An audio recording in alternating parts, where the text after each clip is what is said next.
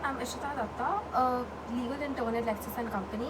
I would be analyzing the Medical Termination of Pregnancy Amendment Act of 2021. The Medical Termination of Pregnancy Amendment Act of 2021 alters the MTPA 1971 to raise the upper limit for abortion from 20 to 24 weeks for certain types of women.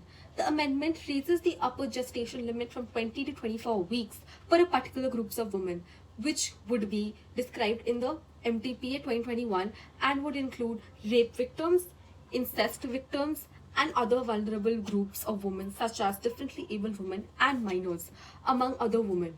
The Medical Termination of Pregnancy Amendment Act of 2021 was approved on 16th of March 2021, thereby amending the provisions of the Medical Termination of Pregnancy Act 1971. The Act in general governs when and how a pregnancy can be terminated. The bill extends the time frame for abortion. This amendment is a welcome step towards the safety and well-being of the women in our country. There were several petitions which have been recently filed in the courts asking for authority to abort unwanted pregnancies at a gestational age beyond current permissible limit due to fetal abnormalities or pregnancies caused by sexual assault.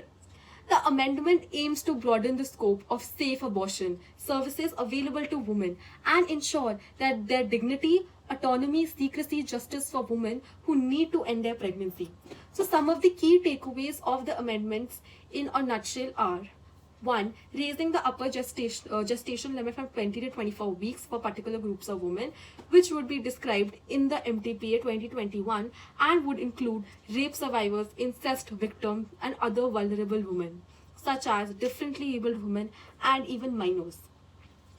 If second would be that if an abortion is performed within 12 weeks of conception, one's doctor's opinion is required. It is the abortion is performed between 12 to 20 weeks, two doctors' opinions are required. The next would be the bill enables abortion on the recommendations of one doctor up to 20 weeks and two doctors between 20 to 24 weeks for specific categories of women. The next question is termination of pregnancy a criminal offense in India? The answer would be that voluntarily terminating a pregnancy is a criminal offense under the Indian Penal Code of 1860. So, the Medical Termination of Pregnancy Act of 1971 authorizes medical doctors with specific specialization to abort a pregnancy on certain grounds. A pregnancy can be terminated at any time up to 12 weeks if one doctor agrees, and up to 20 weeks if two doctors agree. Only where the pregnancy continues the day and endangers the pregnant woman's life, which can cause grave harm to her mental or physical health, including rape and refusal to utilize birth control, or result in fetal abnormalities, it is permissible to terminate that kind of pregnancy. Termination is also permitted at any time during the pregnancy if it is necessary to save the life of the woman concerned. It alters the MTPA in 1971 to raise the upper limit for abortion from 20 to 24 weeks for certain types of women, which removes the limit in case of significant fetal abnormalities, and it establishes state-level medical boards. According to the bill's statement of objects and reasons, multiple causes have been brought in the Supreme Court of India and different high courts of India requesting the authorization to terminate pregnancies at stages beyond the Act's 20-week restriction on the basis of fetal abnormalities or pregnancies in case of rape. It also adds that as medical technology advances, the maximum limit for terminating pregnancies may be raised, particularly for vulnerable women, and in situations of severe fetal abnormalities, there are grounds for the termination. A pregnancy in general, there are two opposing viewpoints on the legalization of abortions. So according to one viewpoint, terminating a pregnancy is the pregnant woman's option and a part of her reproductive rights. The alternative viewpoint is that the state has a commitment to safeguard life, and as a result, the fetus should be protected.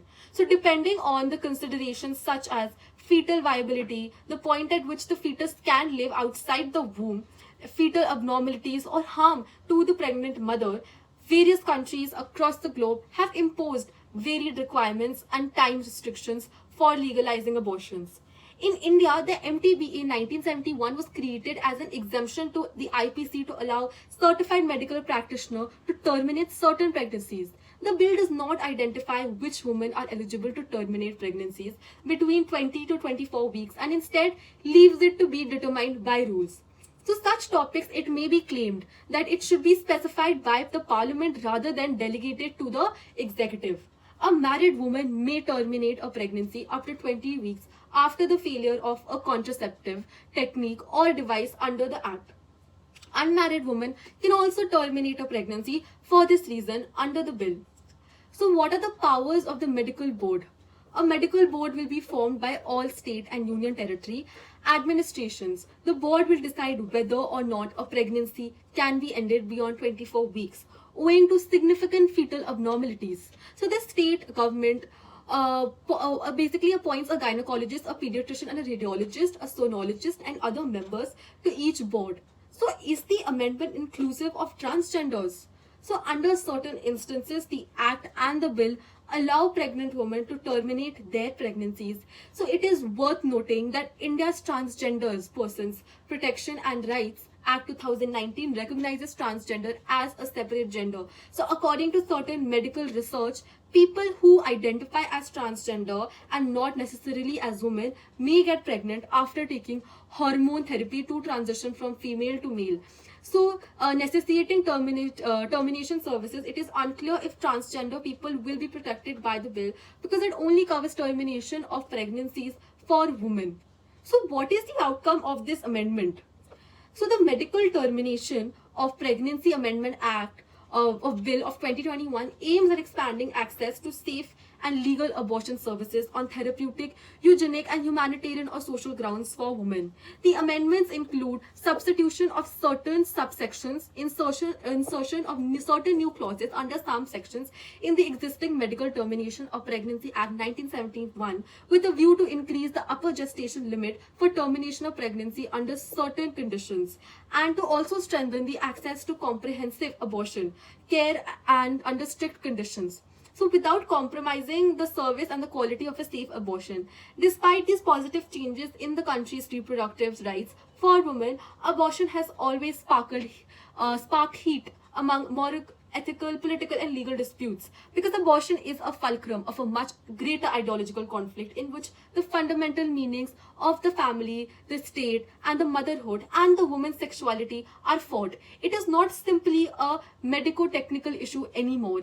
The Supreme Court of India, in the case of KS Puttaswamy versus Union of India, has already established that reproductive choice is a personal liberty, which is guaranteed under Article 21 of the Indian Constitution. So despite creating a robust jurisprudence on reproductive rights and the privacy of a woman, Article 21 of the Indian Constitution does not translate into a major transfer of power from the doctor to the woman seeking an abortion. So as a result, abortion is still linked to the state-sanctioned conditions rather than a woman's rights.